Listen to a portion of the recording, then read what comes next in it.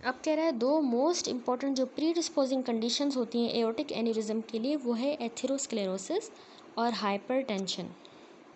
Atherosclerosis जो है ये डोमिनेंट फैक्टर होता है एब्डोमिनल एओर्टा में, एब्डोमिनल एओर्टिक एन्यूरिज्म्स में, जबकि हाइपरटेंशन याद रखिएगा कि ये एसोसिएटेड होता है असेंडिंग एओर्टिक एन्यूरिज्म के साथ। बाकी जो कंडीशन जो हमारी वेसल वॉल को वीकन करती है और एन्यूरिज्म करवाती है उसमें है ट्रॉमा हो जाना, वास्कुलाइटिस, कंजेनाइटल डिफेक्ट्स, इन्फेक्शंस, जो कि सो कॉल्ड माइकोटिक एन्यूरिज्म्स करवा देंगे। माइकोटिक एन्यूरिज्म जो है वो एक तो इम्बोलाइजेशन ऑफ द सेप्टिक इम्बोलस की वजह से होता है यूजुअली, जो कि इन्फेक्टिव एंडोकार्डाइटिस की कॉम्प्लिकेशन है। दूसरा ये माइकोटिक एन्यूरिज्म जो है ना, सुपरेटिव प्रोसेस जो कोई साथ हो रहा हो उसी की एक्सटेंशन हो जाए तो उसकी वजह से होता है। तीसरा डायरेक्ट इन्फेक्शन भी हो सकता है आर्टीरियल वॉल का किसी सर्कुलेटिंग ऑर्गेनिज्म की वजह से। इसके अलावा टर्शियरी साइफिलिस एक रेयर कॉज है एओर्टिक एन्यूरिज्म का, ठीक है। Tertiary syphilis a predilection of the for the spirochete for the vasa vasorum of the ascending thoracic aorta and the subsequent immune responses to them result in the obliterative end arteritis, ठीक है। ये स्पायरोकीट्स की वहाँ पे ज़्यादा उनकी pre डायलेक्शन होती है वेजा वेजोरम के लिए। कौन सा वेजा वेजोरम? असेंडिंग थोरेसिक एओर्टा का। तो उससे जो है ओब्लिटरेटिव एंड आर्टराइटिस हो जाती है, जिसमें क्या होता है कि मीडिया की तरफ ब्लड फ्लो जो है वो कॉम्प्रोमाइज़ होता है और इस्केमिक इंजरी हो जाती है, जिसके नतीजे में एन्यूरिज्मल डायलेशन हो जाएगी, जो कि ओकेजनली हमारे एओर्टिक वाल एन्यूलस को जो है इन्वॉल्व करेगी। सबसे पहले डिटेल में चलते हैं एब्डोमिनल एओर्टिक एन्यूरिज्म पे। अब एन्यूरिज्म्स जो है ना वो होते हैं as a consequence of atherosclerosis की वजह से, ठीक है। एथेरोस्क्लेरोसिस फॉर्म की वजह से मोस्ट कॉमनली एब्डोमिनल एओर्टा का और कॉमन इलियक आर्टरीज का, और ये आल्सो एओर्टिक आर्ट में भी हो सकते हैं और हमारे डिसेंडिंग थोरेसिक एओर्टा में। एब्डोमिनल एओर्टिक जो एन्यूरिज्म है एएएस, ये ज़्यादा फ्रिक्वेंटली मेन में होंगे और जो स्मोकर्स होते हैं ना उनमें, ठीक है। रेयरली ये जो है 50 ईयर्स की एज के बाद डेवलप करते हैं। एथेरोस्क्लेरोसिस मेजर कॉज है इसका एएए का, लेकिन बाकी फैक्टर जो है क्लियरली कंट्रीब्यूट करते हैं सिंस इसका इंसिडेंस कम है 5% इन द मैन ओल्डर जो हो 60 ईयर्स ऑफ द एज के, despite the almost universal presence of the abdominal aortic atherosclerosis in this population. Majority of the cases जो है एब्डोमिनल एओर्टिक एन्यूरिज्म के वो रिजल्ट करते हैं from the extra cellular matrix की डिग्रेडेशन की वजह से, देखिए। यानी उनमें एक्स्ट्रा सेलुलर मैट्रिक्स जो ना डिग्रेड कर जाता है, जो कि प्रोटोलाइटिक एंजाइम से मेडिएट होता है, जो कि रिलीज होते हैं हमारे इन्फ्लामेटरी इनफिल्ट्रेट से इन द एथेरोस्क्लेरोटिक लीजन, ठीक है। एथेरोस्क्लेरोसिस हुई, प्लैक बना, वहाँ पे इन्फ्लामेशन हुई, उन्होंने कुछ एंजाइम्स बनाए प्रोटोलाइटिक जिन्होंने एक्स्ट्रा सेलुलर मैट्रिक्स को डिग्रेड किया, तो एब्डोमिनल एओर्टिक एन्यूरिज्म हो गया। एथेरोस्क्लेरोटिक प्लैक जो है ये आल्सो कॉम्प्रोमाइज़ कर देते हैं डिफ्यूजन न्यूट्रिएंट्स की और वेस्ट की between the vascular lumen and the arterial wall. तो अल्टरनेशंस होंगी जो कि जिनका डिलीटेरियस इफेक्ट है हमारे स्मूथ मसल सेल्स पे इन द मीडिया। अब इस कॉम्बिनेशन ऑफ द इफेक्ट की वजह से मीडिया में क्या हो जाएगा, डिजेनरेशन हो जाएगी और नेक्रोसिस हो जाएगी। तो उसके नतीजे में हमारी आर्टीरियल वॉल जो बिल्कुल पतली हो जाएगी, thin. A familial predisposition to the AAA, independent of the genetic predilection to the atherosclerosis or the hypertension, appear to be a factor in some individual, ठीक है। किसी किसी में familial भी है। ऑफ नोट स्मोकर्स जो कि AAA डेवलप करते हैं तो उनको बहुत ज़्यादा severe chronic obstructive pulmonary disease हो जाती है, पार्टिकुलरली एम्फाइसीमा। तो ये सजेस्ट करता है कि इस तरह के पेशेंट जो है वो कॉन्स्टिट्यूशनली प्री डिस्पोज्ड होते हैं टू डेवलप डिसऑर्डर्स जो कि एक्स्ट्रा सेलुलर मैट्रिक्स की डिग्रेडेशन के साथ एसोसिएटेड है।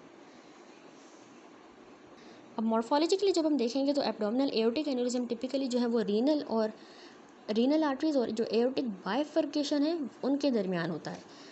तो ये सेक्युलर भी हो सकता है, ये फ्यूसीफॉर्म भी हो सकता है। तकरीबन 15 सेंटीमीटर डायमीटर का होता है और 25 सेंटीमीटर इसकी लेंथ होती है इस एब्डोमिनल एओर्टिक एन्यूरिज्म की।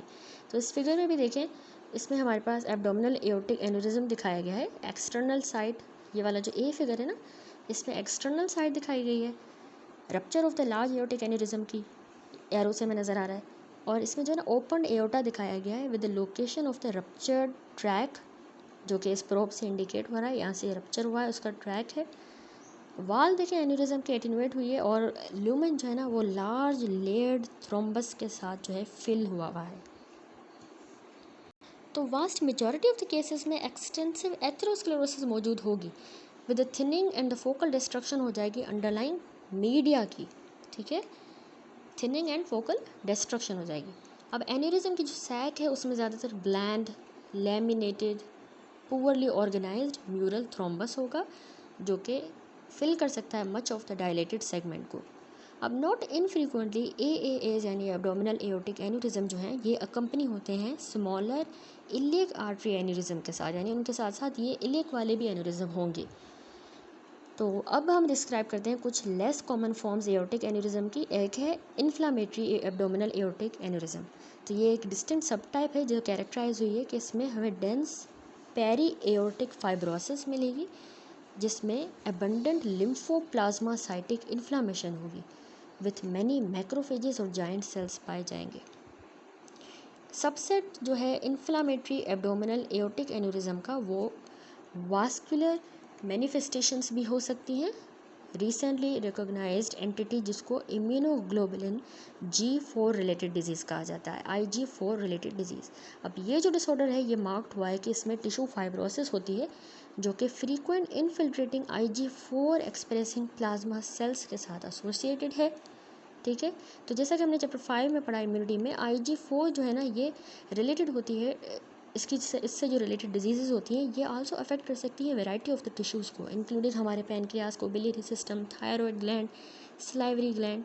तो ये जो अफेक्टेड इंडिविजुअल्स होते हैं ना इनको एओर्टाइटिस होगा और पेरी एओर्टाइटिस जो कि उनकी वाल को जो है ना वीकन कमज़ोर कर देगा, इतना ज़्यादा कि कुछ केसेस में ये एन्यूरिज्म्स करवा देगा।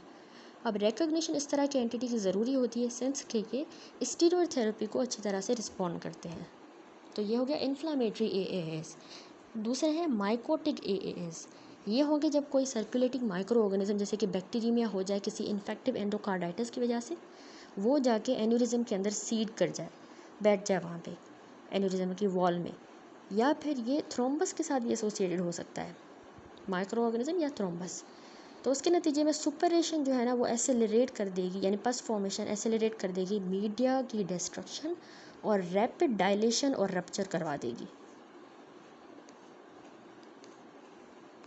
अब आ जाए क्लिनिकल कॉन्सिक्वेंसेस।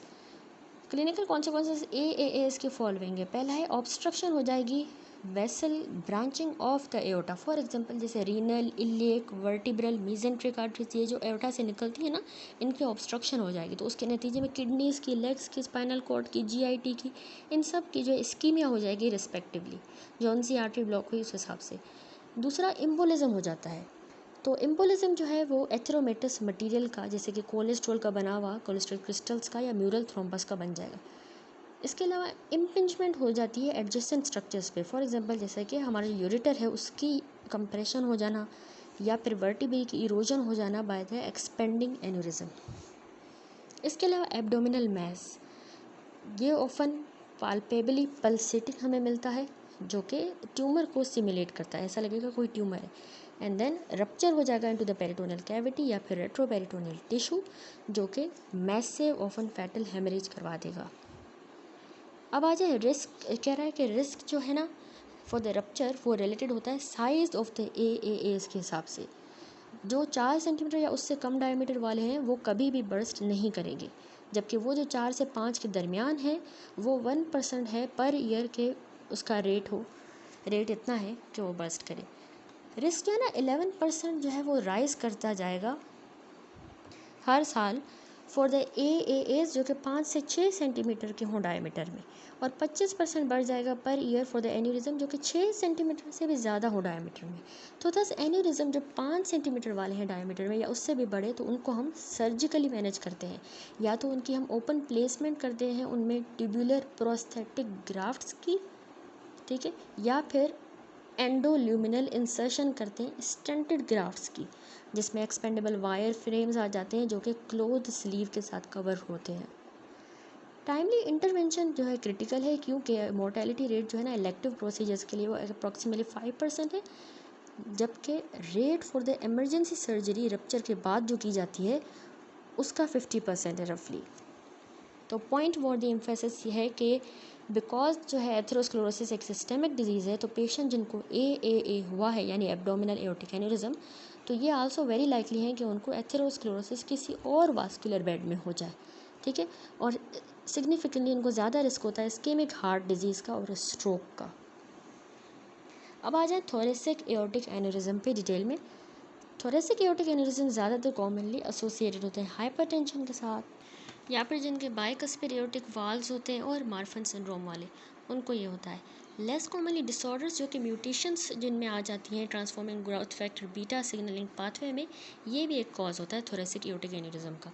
तो इस तरह के एन्यूरिज्म जो है ना following science and symptom manifest करेंगे। एक तो रेस्पिरेटरी या फीडिंग डिफिकल्टीज हो जाती हैं क्योंकि एयरवे या ईसोफेगस में कंप्रेशन हो रही है रिस्पेक्टिवली, क्योंकि ये इंक्रोचमेंट हो रही है इसकी मेडिस्टिनल स्ट्रक्चर्स पे, ठीक है, उसकी एन्यूरिज्म की। दूसरा उसमें परसिस्टेंट उसको पेशेंट को कफ होगी क्योंकि उसकी रिकरेंट लेरिंजियल नर्व जो है उसकी इरिटेशन हो रही है। इसके अलावा उसको पेन होगा जो कि बोन की इरोजन की वजह से हो रहा है, जैसे रिब्स की और वर्टिब्रल बॉडीज़ की। इसके अलावा उसको ना कार्डियक डिजीजेज होंगी जो कि वाल्वुलर इंसफिशिएंसी की वजह से हो रही हैं, या फिर कोरोनरी ओस्टिया की नैरोइंग की वजह से। हार्ट फेलियर भी हो सकता है जो कि एओर्टिक वाल्वुलर इनकम्पिटेंस की वजह से इंड्यूस हुआ है। देन एओर्टिक डाइसेक्शन या रप्चर भी इसको हो सकता है। तो ये सारे इसके सिम्टम्स होंगे, साइन एंड सिम्टम। अब आ जाए एओर्टिक डाइसेक्शन पे।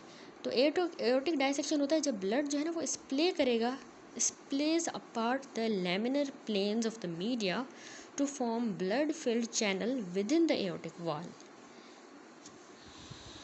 यानी मीडिया के जो लेमिनर प्लेन्स बने हुए हैं उनको जो है ये ब्लड जो है वो सेपरेट कर देगा और ब्लड फिल्ड ही चैनल्स बना देगा एओर्टिक वाल के अंदर, ठीक है। इसको अब 10.20 फिगर में देखें तो इसमें एओर्टिक डाइसेक्शन दिखाया गया है। इसमें फिगर में देखें तो इसको एओर्टा को जो है वो ओपन किया गया है प्रॉक्सिमल डाइसेक्शन के साथ।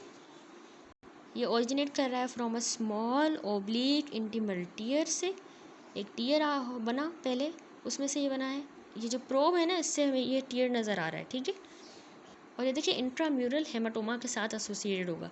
अब नोट करें जो इंटीमल टीयर है ना वो हो रहा है इन द रीजन ऑफ, उस रीजन में जहाँ पे एथेरोस्क्लेरोटिक प्लैक बिल्कुल भी नहीं है वहाँ पे टीयर हुआ है। जो डिस्टल एज है इंट्राम्यूरल हेमाटोमा का, जो कि ये ब्लैक एरो शो कर रहा है, इसका जो डिस्टल एंड है ये लाई कर रहा है at the edge of the large area of the atherosclerosis, ठीक है। वाइट एरिया एथेरोस्क्लेरोसिस दिखा रहा है, इसके एज पे ये देखें ये इसका जो है एज नज़र आ रहा है, मेडिस्टल एंड नज़र आ रहा है।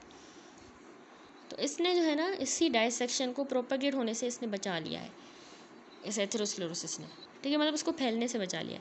उसके बाद ये बी फिगर है, इसमें देखें तो हिस्टोलॉजिक प्रिपरेशन दिखाई गई है। इसमें हमें डाइसेक्शन और इंट्राम्यूरल हेमाटोमा नज़र आ रहा है जिसको आर्टरेसिक कहते हैं। एओर्टिक इलास्टिक लेयर्स जो है वो हमें ब्लैक नज़र आ रही हैं और ब्लड देखें जो है वो रेड दिखाई दे रहा है इस सेक्शन में, और इसको मोवेट स्टेन के साथ जो है स्टेन किया गया, मोवेट।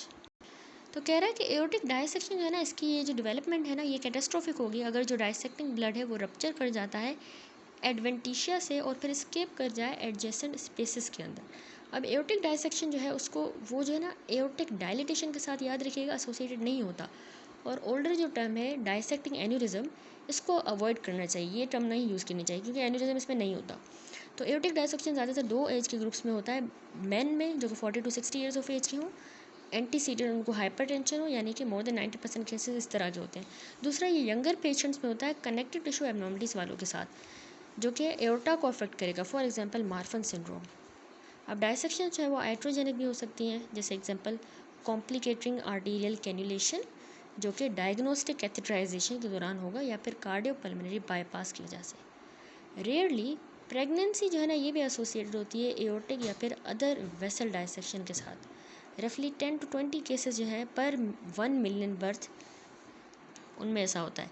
तो ये टिपिकली होता है ड्यूरिंग या फिर आफ्टर द 3rd ट्राइमेस्टर के बाद या उसके दौरान, और ये रिलेटेड हो सकता है हार्मोन इंड्यूस्ड वास्कुलर रीमॉडलिंग की वजह से और हीमोडायनामिक स्ट्रेसेस जो कि पेरीनेटल पीरियड में हो रहे होते हैं।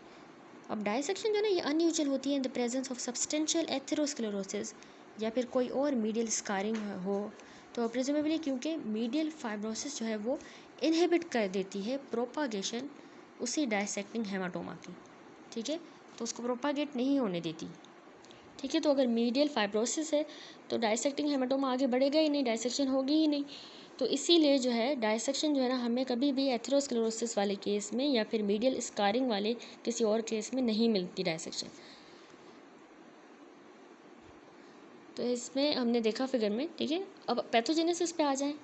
तो हाइपरटेंशन जो है ये मेजर रिस्क फैक्टर होता है एओर्टिक डायसेक्शन के लिए।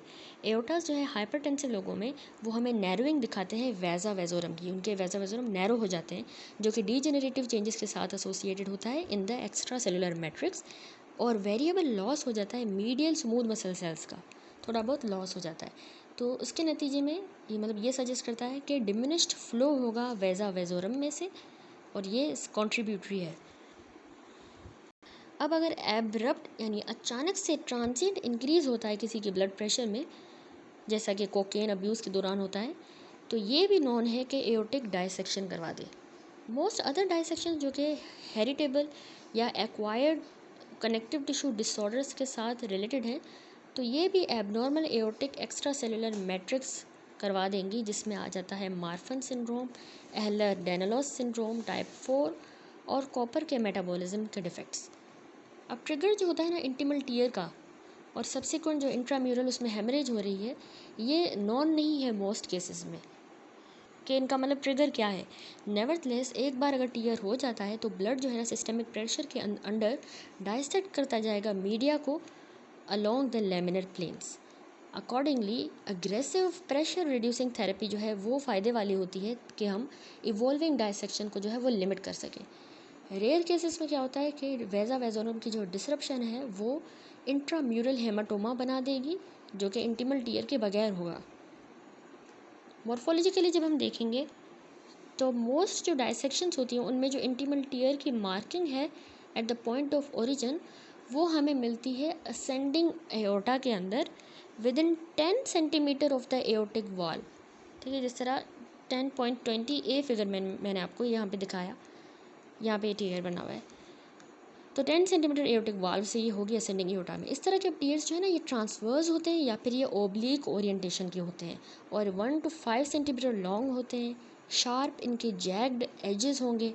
ठीक है, डायसेक्शन प्लेन जो है ना वो एक्सटेंड कर सकता है रेट्रोग्रेड हमारे हार्ट की तरफ, ऊपर की तरफ। ठीक है, या फिर ये डिस्टली भी जा सकती है ये डायसेक्शन ओकेजनली, इतना दूर, इतना इलियक और फीमोरल आर्टरीज तक, और यूजुअली ये मिडल और outer third of the media के दरमियान लाई करता है। तो 10.20 बी फिगर भी देखें, इसमें जो है हमारे पास, ये मैंने आपको दिखाया हिस्टोलॉजिकली डायसेक्शन और इंट्राम्यूरल हेमाटोमा भी दिखाया गया है इसमें। ठीक है, अब कह रहा है कि एक्सटर्नल रप्चर जो है ना वो मैसिव हेमरेज करवा देगा या फिर वो कार्डियक टेम्पनेट करवा देगा अगर जो है वो पेरिकार्डियल सैक में हो रहा है एक्सटर्नल रप्चर। तो कुछ जो फॉर्चुनेट इंस्टेंसेस है उनमें जो डायसेक्टिंग हेमाटोमा है वो री एंटर करेगा एओर्टा के लूमेन में through a second distal intimal tear से। ठीक है, दूसरे डिस्टल इंटिमल टीयर से री एंटर करेगा और एक सेकेंड वास्कुलर चैनल बना देगा मीडिया के अंदर ही। तो इसको हम कहते हैं double barrelled aorta, double barrelled aorta. ठीक है, क्योंकि वो उसमें री एंटर कर रहा है एओर्टा में, और इस तरह का डबल बैरल्ड एओर्टा बन जाएगा। तो ओवर टाइम इस तरह का जो फॉल्स चैनल है ना ये एंडोथिलाइज हो जाएगा और क्रोनिक डायसेक्शन बना देगा अगर ये एंडोथिलाइज हो गया। अब मोस्ट इंस्टेंसेस में कोई भी specific underlying casual defect identify नहीं हुआ एओर्टिक वॉल में। मोस्ट फ्रीक्वेंट जो हिस्टोलॉजिकली डिटेक्टेबल लेजन है वो सिस्टिक मीडियल डीजेनरेशन ही है, जो हमने ऊपर डिस्कस की कि इसमें क्या होता है कि स्मूथ मसल सेल का ड्रॉप आउट और नेक्रोसिस हो जाता है, और इलास्टिक टिश्यू फ्रेगमेंटेशन हो जाती है, और एक्यूमुलेशन हो जाती है amorphous proteoglycan rich extra cellular matrix की। तो वो फिगर में भी हम देख चुके थे, इसमें सिस्टिक मीडियल डीजनरेशन के जो चेंजेस हमने कंपेयर किए थे। उसके बाद कह रहा है कि इन्फ्लामेशन जो है ना वो कैरेक्टरिस्टिकली इसमें हमें एब्सेंट मिलेगी। रिकॉग्नाइजेबल मीडियल डैमेज जो है जो मीडिया को हुआ है वो या तो ना तो वो प्री रिक्विसाइट है फॉर द डायसेक्शन, ना ही ये गारंटी करता है कि डायसेक्शन इमिनेंट है। ओकेजनली डायसेक्शन जो है ना वो होती है ट्रेवियल मीडियल डीजनरेशन की सेटिंग में। ठीक है, जबकि मार्क्ड बहुत ज़्यादा जो डीजेनरेटिव चेंजेस हैं वो देखे गए हैं ऑटोप्सी पे इन द इंडिविजुअल्स जिनको डायसेक्शन होती भी नहीं है, सिर्फ जो है वो डीजेनरेटिव चेंजेस भी मिले हैं। अब आ जाए हम क्लिनिकल कॉन्सिक्वेंसेस पे। तो क्लिनिकल मैनिफेस्टेशन जो है डायसेक्शन की वो डिपेंड करती है primarily portion of the aorta पे जो अफेक्ट हुआ है। मोस्ट जो सीरियस कॉम्प्लिकेशंस हैं वो होती हैं जब विद डायसेक्शन जो कि हमारे प्रॉक्सिमल एओर्टा को और आर्क को इन्वॉल्व करे। Thus aortic dissection generally classify हुई हैं दो टाइप्स के अंदर। 10.21 में देखें, इसमें क्लासिफिकेशन है डायसेक्शंस की। टाइप ए डायसेक्शन है जो कि प्रॉक्सिमल प्रॉक्सिमल है और इन्वॉल्व करती है हमारे असेंडिंग एओर्टा को, ठीक है, या तो as a part of a more extensive dissection जिसको हम कहते हैं डी बेकी टाइप 1, या फिर ये आइसोलेशन में होगा जिसको हम कहेंगे डी बेकी टाइप 2। अब टाइप बी वाली जो ये डायसेक्शन है ये डिस्टल होगी, ठीक है, नीचे है, या फिर हम इसको डी बेकी टाइप 3 भी कह सकते हैं। ये ना अराइज करती है after the take off the great vessels, उसके बाद यहाँ से। टाइप ए वाली जो डायसेक्शन है टिपिकली ज़्यादा सीरियस या कॉम्प्लिकेशंस होती हैं और ग्रेटेस्ट एसोसिएटेड होती हैं मॉर्टेलिटी के साथ। तो हमने देखा कि प्रॉक्सिमल लेजन टाइप ए वाली जो है वो असेंडिंग एओर्टा को इन्वॉल्व करेंगी विथ या विदाउट उसमें डिसेंडिंग एओर्टा की इन्वॉल्वमेंट होगी डी की टाइप 1 या 2 रिस्पेक्टिवली। और देन डिस्टल हमने लेजन देखे टाइप बी डायसेक्शन जो कि यूजुअली बिगिनिंग में बियॉन्ड द सबक्लेविन आर्टरी होंगी जिसको हम डी की टाइप 3 कहते हैं।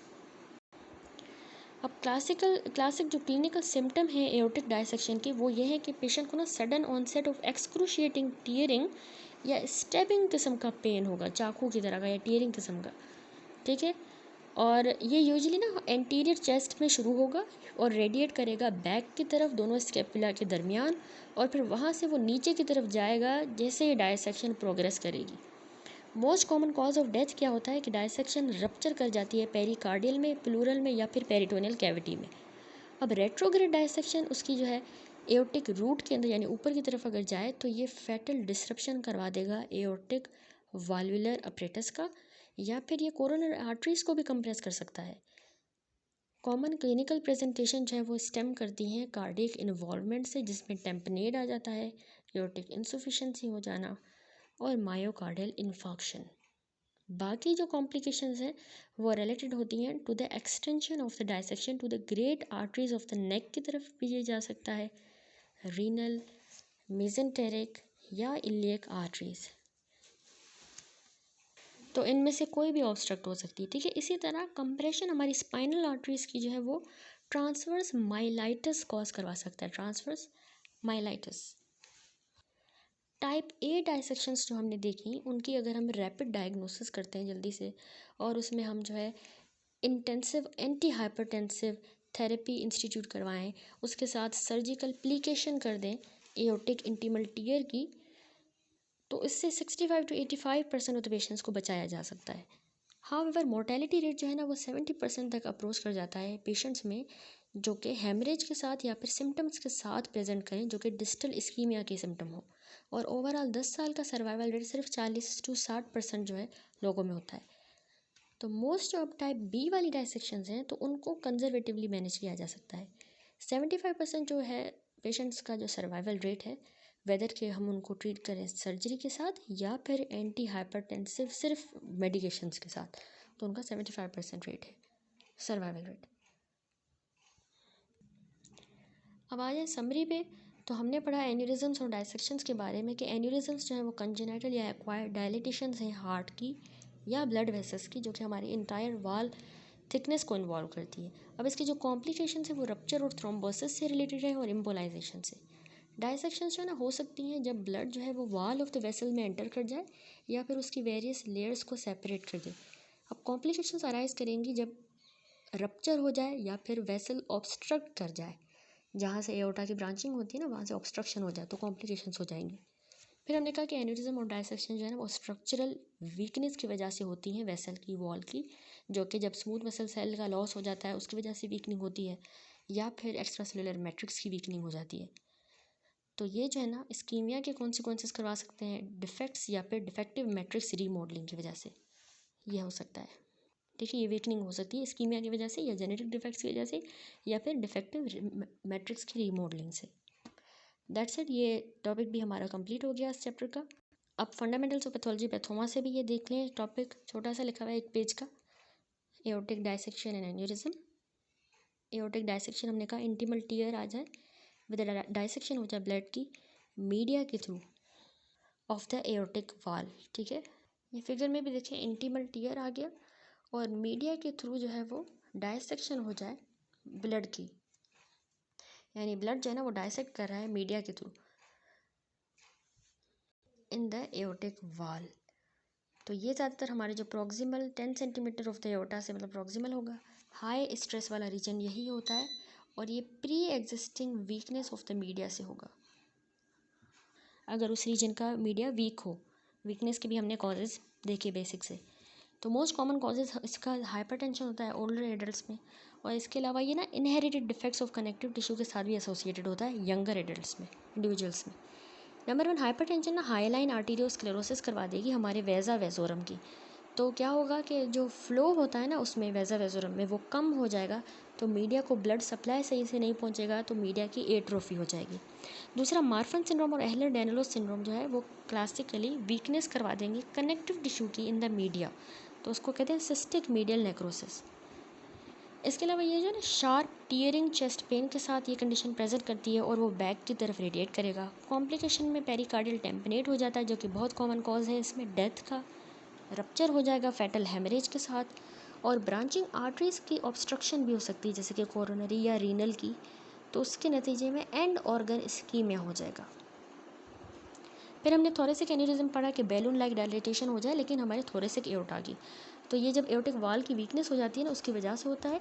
ये टर्शरी साइफिलिस में क्लासिकली देखा गया है। एंड आर्थराइटिस हो जाता है वेजा वेजोरम का, तो ल्यूमिनल नैरोइंग हो जाती है, फ्लो कम होगा, वेसल वॉल की एट्रोफी हो जाएगी। तो उसके नतीजे में एक लफ्ज़ आपने याद रखना है, ट्री बार्क अपीयरेंस, हमने हर्षमोन में भी पढ़ा था, ट्री बार्क अपीयरेंस हो जाएगी एओर्टा की। देखिए 7.12 में इसमें ट्री बार्क अपीयरेंस दिखाई गई है एओर्टा की, जो कि साइफिलिस की वजह से हुई है, जैसे दरख्त का जो है बार्क होता है ना। मेजर कॉम्प्लिकेशन ये है थोरेसिक एन्यूरिज्म की कि एओर्टिक वाल रूट जो है वो डायलिटेशन हो जाएगी उसकी, और उसके नतीजे में एओर्टिक वाल इनसफिशेंसी होगी। बाकी कॉम्प्लिकेशंस में है कि मेडियस्टिनल स्ट्रक्चर कंप्रेस होंगे जैसे एयरवे या इसोफेगस, और थ्रोम्बोसिस या एम्बोलिज्म हो जाएगा। देन आ जाए एब्डोमिनल एओर्टिक एन्यूरिज्म पे। बैलून लाइक डायलिटेशन हमारे एब्डोमिनल एओर्टा की यूजुअली अराइज करती है रीनल आर्टरीज से नीचे, ठीक है, लेकिन एओर्टिक बाइफर्केशन से ऊपर। तो 7.13 में देखिए इसमें एब्डोमिनल एओर्टिक एन्यूरिज्म दिखाया गया है। तो ये